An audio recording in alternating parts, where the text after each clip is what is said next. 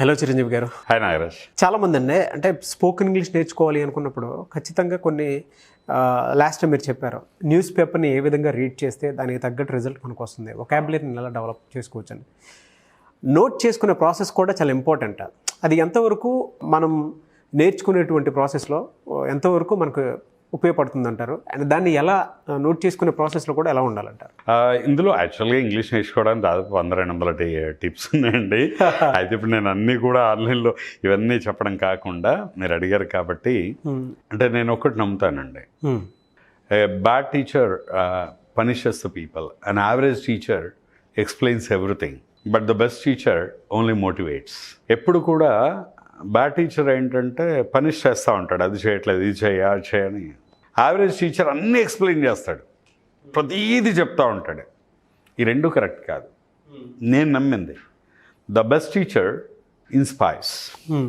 నేను ఎప్పుడు ఏం నమ్ముతానంటే కంటెంట్ మనం మొత్తం ఇచ్చేయడం కాకుండా కొంచెం చెప్పి వాళ్ళకి ఇంట్రెస్ట్ వచ్చేలాగా చేస్తే ఇంట్రెస్ట్ ఉన్న వాళ్ళు వాళ్ళంతట వాళ్ళు ఎలా నేర్చుకుంటారు. వాళ్ళు ఇంట్రెస్ట్ లేని వాళ్ళకి మనం ఎంత చెప్పినా వాళ్ళ జీవితంలో నేర్చుకోరు.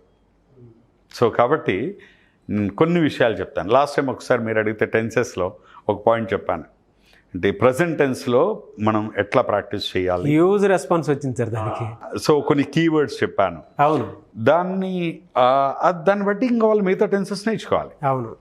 అలాగే లాస్ట్ టైం మాట్లాడుకున్నప్పుడు మనం న్యూస్ పేపర్స్ గురించి, అవును, ఇప్పుడు న్యూస్ పేపర్లో స్పోర్ట్స్ పేజీలో వొకాబులరీ ఎలా నేర్చుకోవాలి అండ్ ఈ పేజీలు ఎలా అన్నీ చెప్పకూడదు. నేను ఒక పేజ్ చెప్పాను నిజంగా, డిఫరెంట్ వెరైటీస్ ఆఫ్ డెత్స్ అని ఇవి చెప్పాను. సో ఇంకా ఇంట్రెస్ట్ ఉన్న వాళ్ళు ఏంటంటే మిగతా పేజీల్లో అలా నేర్చుకుంటారు. అలాగే ఇప్పుడు మీరు అడిగిన దానికి కూడా డైరీ రైటింగ్, నోట్ మేకింగ్ అనే దాన్ని డైరీ రైటింగ్ అంటారు. ఇంగ్లీష్ నేర్చుకునే వాళ్ళు డైరీ రైటింగ్ అనేది చాలా ఇంపార్టెంట్ అండి. అయితే చాలామంది ఏమనుకుంటారంటే నిజంగా చెప్పాలంటే అసలు డైరీ రాసే అలవాటు ఎవరికి లేదు. ఇప్పుడు పోయింది. క్వశ్చన్ లేదు. ఇప్పుడు కార్పొరేట్ కంపెనీస్లో బిజినెస్ పీపుల్ ఎవరైతే ఉంటారో వాళ్ళు మాత్రం నీట్గా వాళ్ళు కూడా ఏం రాస్తున్నారు డైరీలో అంటే రేపు ఏం చేయాలి, ఎల్లుండి ఏం చేయాలి, నిన్నేం చేయాలి రాస్తున్నారు. కానీ ఎమోషన్స్, ఫీలింగ్స్, యాక్షన్స్ ఇవి రాసుకునే పరిస్థితి లేరు, రాయరు కూడా ఎవరు. అయితే పెద్ద పెద్ద వాళ్ళందరికీ కూడా డైరీ రైటింగ్ ఒక మంచి అలవాటు. ఈవెన్ మహాత్మా గాంధీ గారికి కూడా ఉండేది, అందరికీ ఉండేది. వాళ్ళు రాసుకున్న డైరీల ఆధారంగానే వాళ్ళ జీవిత చరిత్రలు ఎన్నో బయటకు వచ్చాయి, బయోగ్రఫీస్ కూడా రాశారు వాళ్ళ ఆ డైరీ ఆధారంగానే. సరే, ఈరోజు మరి మనం తీసుకునే డైరీ రైటింగ్, ఇంగ్లీష్ నేర్చుకోవడానికి డైరీ రైటింగ్ ఎలా ఉపయోగపడుతుంది అంటే, డైరీ రైటింగ్ అంటే ఏంటి? జనరల్గా డైరీ ఎప్పుడు రాస్తాం? రోజు నైట్ పడుకునేప్పుడు పొద్దుంతా చేసినవి రాస్తాం. ఇవాళ మన ఫీలింగ్స్, ఎమోషన్స్, యాక్షన్స్, మనం ఏం చేసాం, ఏం చేయాలనుకున్నాం, ఈరోజు what is that we underwent అనేదంతా రాసుకుంటాం.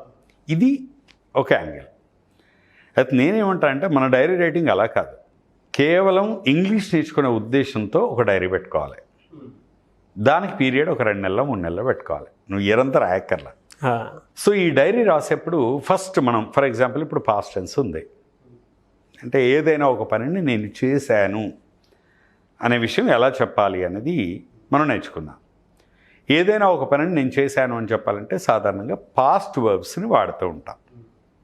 పాస్ట్ టెన్స్ ఫామ్లో ఉన్న వర్బ్ని తీసుకుంటాం, లేదా డిడ్ అనే హెల్పింగ్ వర్బ్ తీసుకొని బేస్ ఫామ్లో ఉన్న వర్బ్ తీసుకుంటాం.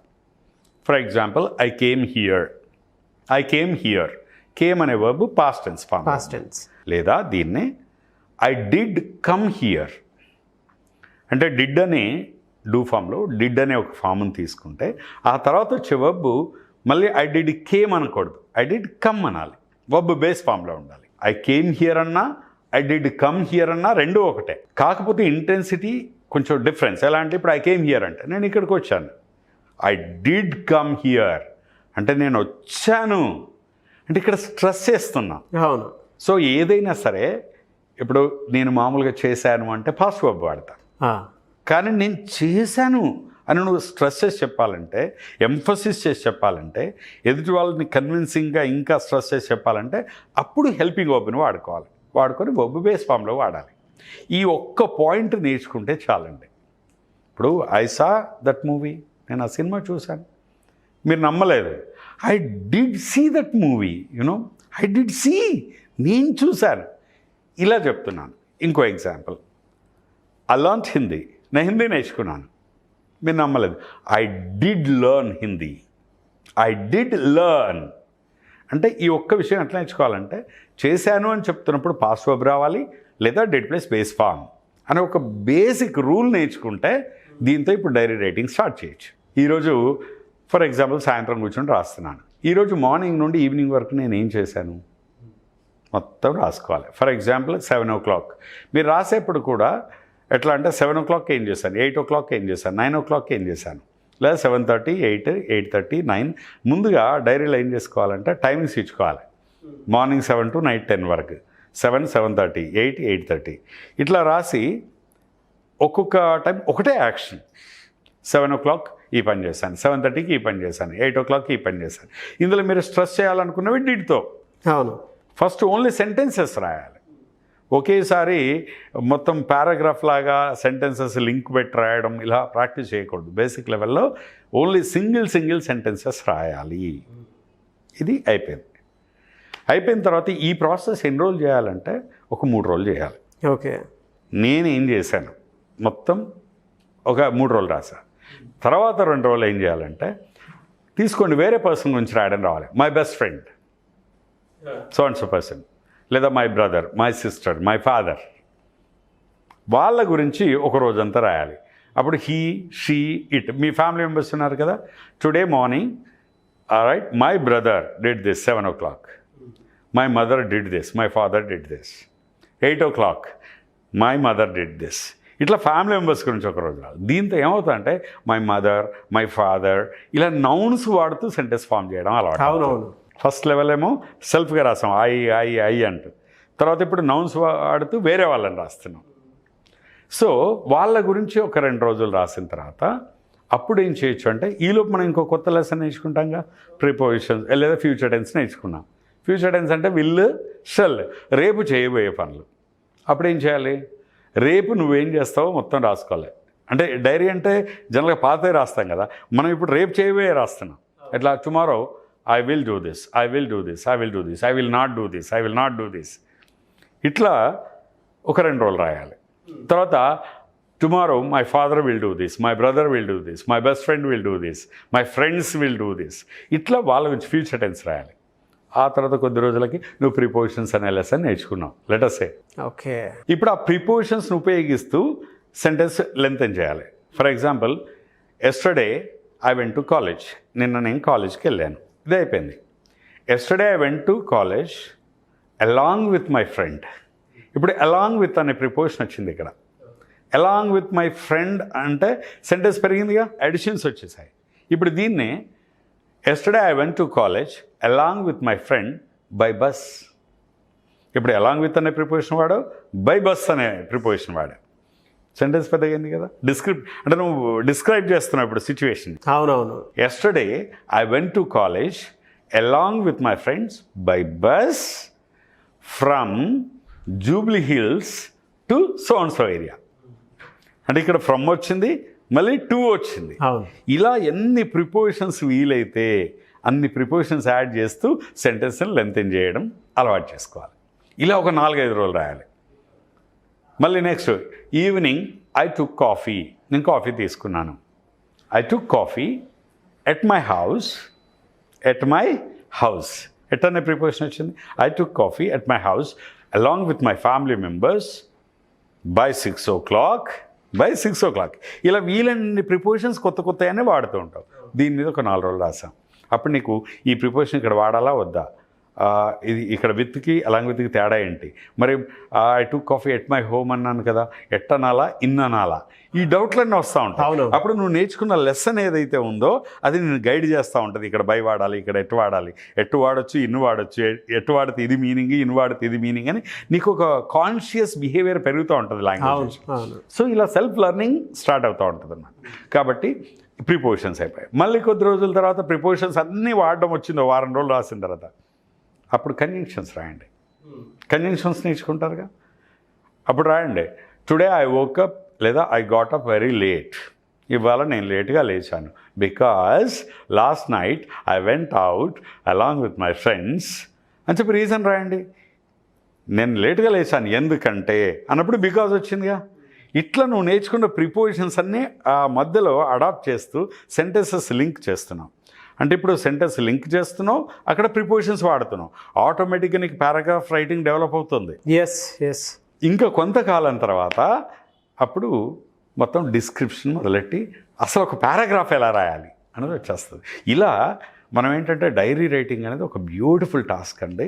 కాకపోతే దీన్ని కొందరు డైరీ రైటింగ్ అంటే ఏంటంటే రోజు నిన్న ఏం చేసాం 4 రోజులు రాసాక బోర్ కొట్టేస్తుంది. ఎలాగో నిజాలు రాయలేము, రైట్, సీక్రెట్స్ రాయలేము, ఏం రాస్తాం, లేచాను వెళ్ళాను వచ్చాను ఇవే వస్తాయి, డెవలప్ అవ్వదు. అందుకే ఇది ఒక సిస్టమేటిక్గా నేర్చుకోవాల్సిన విషయం అండి. Thank you so much sir. చాలామంది సార్ ఆన్లైన్ క్లాసెస్ అడుగుతూ ఉన్నారు అండ్ బుక్స్ ఎక్కువగా అడుగుతూ ఉన్నారు. ఎట్లా అప్రోచ్ అవ్వాలంటారు సార్? ఎందుకంటే బుక్స్ అయితే కంటిన్యూస్గా అడుగుతున్నారు అండ్ ఆన్లైన్ క్లాస్ ఎక్కడెక్కడో ఉండేటువంటి వాళ్ళు 2 తెలుగు రాష్ట్రాల్లో సపరేట్ బ్రాండ్ ఉంది. మీకు ఇవాళ మార్నింగ్ హ్యాపీ న్యూస్ చెప్తాను. ఏంటంటే అసలు ఫస్ట్ ఎడిషన్ కొన్ని థౌజండ్స్, 1 మంత్లో thousands of books all sold. ఇప్పుడు స్టాక్ కూడా లేదు. మళ్ళీ సెకండ్ ఎడిషన్ నాకు తెలిసి 3-4 డేస్లో మళ్ళీ సెకండ్ ఎడిషన్ రీప్రింటింగ్కి ఇచ్చామండి. And it was really beautiful book and చాలా మంచి ఫీడ్బ్యాక్ వచ్చింది. ఎందుకంటే దాన్ని నేను రాసేప్పుడు కూడా ఆ బుక్ని మెయిన్గా ఈ రూరల్ ఏరియాస్ నుండి వచ్చేవాళ్ళు ఎవరైతే ఉంటారో, తెలుగు మీడియం బ్యాక్గ్రౌండ్ వచ్చే వాళ్ళు ఎవరైతే ఉంటారో, అండ్ వాళ్ళని దృష్టిలో పెట్టుకొని ఒక సిస్టమేటిక్గా 5 స్టెప్స్లో అండ్ సిస్టమేటిక్గా రాసాం. టేబుల్స్, కాంటెక్స్ అండ్ ఎగ్జాంపుల్స్ ఏంటి, లైక్ ఎవ్రీథింగ్. మళ్ళీ బైలింగ్వల్, తెలుగు ఇంగ్లీష్ 2 మిక్స్ చేస్తూ ఆ స్టాండర్డ్స్ అన్ని దృష్టిలో పెట్టుకొని రాసాం. Easy English book. స్కూల్స్, కాలేజెస్లో అయితే బల్క్లో ఆర్డర్ అడుగుతున్నారండి. నిన్న మనం స్కూల్కి మీకు తెలుసు కదా, నిన్న ఒక స్కూల్కి దాదాపు 8,000 పుస్తకాలు ఇచ్చామండి. వాళ్ళ గ్రూప్ ఆఫ్ స్కూల్స్ అనమాట. మీరు అడగొచ్చు బల్క్గా స్కూల్స్, కాలేజెస్ వాళ్ళకి కూడా కావాలి అనుకుంటే ఎట్లా అప్రోచ్ అవ్వాలి మిమ్మల్ని? వాళ్ళకి మన నెంబర్కి ఫోన్ చేస్తే మనం కాంటాక్ట్ చేస్తే వాళ్ళకి నెంబర్ ఆఫ్ క్వాంటిటీ ఎంత అనే దాన్ని బట్టి మనం ప్రైస్ కూడా కన్సిడర్ చేస్తామండి బల్క్ ఆర్డర్స్లో. అండ్ ఇంకొకటి ఏంటంటే ఆ బుక్ని అవసరమైతే వాళ్ళకి అనుకూలంగా కస్టమైజ్ చేస్తున్నాం ఈ బల్క్ ఆర్డర్స్. Very good. వాళ్ళకి అనుకూలంగా కస్టమైజ్ చేస్తారు. బల్క్ ఆర్డర్స్కి మనం ఏంటంటే బుక్ని వాళ్ళ కవర్ పేజ్ దగ్గర నుండి ఇన్సైడ్ కూడా కంటెంట్ కూడా కస్టమైజ్ చేసి ఇస్తున్నాం. ఎందుకంటే ఇప్పుడు కొన్ని స్వచ్ఛంద సంస్థలు కొందరు ఉంటారు, వాళ్ళు సోషల్ సర్వీస్ యాంగిల్లో చాలా బుక్స్ తీసుకొని ఈ గవర్నమెంట్ స్కూల్స్లో అండ్ ఇలా పంచిపెట్టడం జరుగుతుంది. అలాంటప్పుడు వాళ్ళ బ్రాండ్ను కూడా ఇంక్లూడ్ చేసి మనం బుక్ ఇస్తున్నాం. Very good sir. సో ఆ బుక్ కావాలన్నా బల్క్ కానీ ఇండివిజువల్ అని వారు కాల్ చేయొచ్చు. ఇంకా వర్క్షాప్స్ అన్నారు కదా, ఇంకా నెక్స్ట్ ఈ మంత్ అంతా అంటే ఆల్రెడీ మీకు తెలిసిందే 4 వర్క్షాప్స్ చేసాం.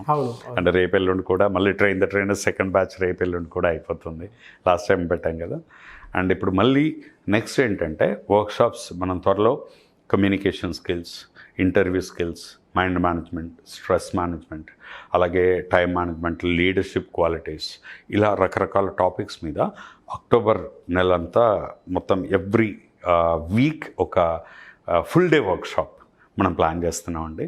అండ్ ఎవరైనా ఇంట్రెస్ట్ ఉంటే ఆ workshop only full day morning to evening, ఒక రోజంతా ఒకటే టాపిక్ ఉంటుంది. ఏంటంటే కమ్యూనికేషన్ స్కిల్స్ అనుకోండి, only communication, verbal, non verbal, body language and like words, voice. మెయిన్గా ఇది టీచర్స్ కానీ అండ్ డైరెక్టర్ లెవెల్లో ఉన్న, ఎగ్జిక్యూటివ్ లెవెల్లో ఉన్న వాళ్ళు కానీ, లీడర్షిప్ పొజిషన్లో ఉన్న వాళ్ళు కానీ కమ్యూనికేషన్ స్కిల్స్ అంటే మాట్లాడడం, ఇది ఒక వీక్ వస్తుంది. అలాగే మైండ్ మేనేజ్మెంట్ మీద ఎక్స్క్లూజివ్గా stress management, conscious mind, sub conscious mind, వీటన్నిటి మీద ఇట్లా రకరకాల టాపిక్స్. అవి డీటెయిల్స్ నేను నెక్స్ట్ ఇస్తానండి మళ్ళీ. అండ్ అక్టోబర్ నెలంతా కూడా ఈ వర్క్షాప్స్. ఆల్రెడీ ఆన్లైన్ సెషన్స్ కూడా చాలామంది అడుగుతున్నారు. స్పోకెన్ ఇంగ్లీష్ ఆన్లైన్ క్లాస్ చాలామంది వెయిట్ చేస్తున్నారు నాకు తెలుసు. ఒక 1 మంత్ నుండి అందరికి కూడా మళ్ళీ చెప్తున్నాను, త్వరలో స్టార్ట్ చేస్తామండి.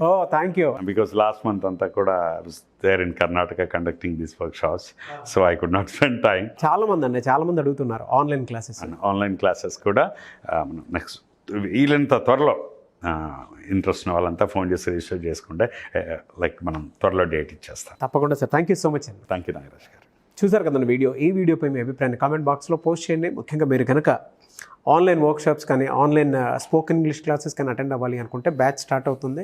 ఆ విధంగానే మీరు వెళ్ళొచ్చు. అండ్ బుక్స్ కనుక కావాలి అనుకున్నా కూడా మీరు బుక్స్ కోసం స్క్రీన్ మీద కనిపిస్తున్న నెంబర్ సంప్రదించవచ్చు. ఒకవేళ మీకు కాంటాక్ట్ నెంబర్ కనెక్ట్ అవ్వట్లేదంటే మిస్టర్ నాగ్ అఫీషియల్ అని నా ఇన్స్టాగ్రామ్ ఐడి ఉంది. నా ఇన్స్టాగ్రామ్ ఐడిని మీరు ఫాలో అయ్యినా సరే ఖచ్చితంగా మీరు మెసేజ్ పెడితే దానికి తగ్గట్టే మీకు ఏ అప్డేట్ కావాలో అప్డేట్ అయితే నేను ఇస్తాను. సో ఈ వీడియో లైక్ చేయండి, షేర్ మాత్రం తప్పకుండా చేయండి. ఇలాంటి మరిన్ని వీడియోస్ కోసం మా ఛానల్ ఫాలో అవ్వండి. Thank you.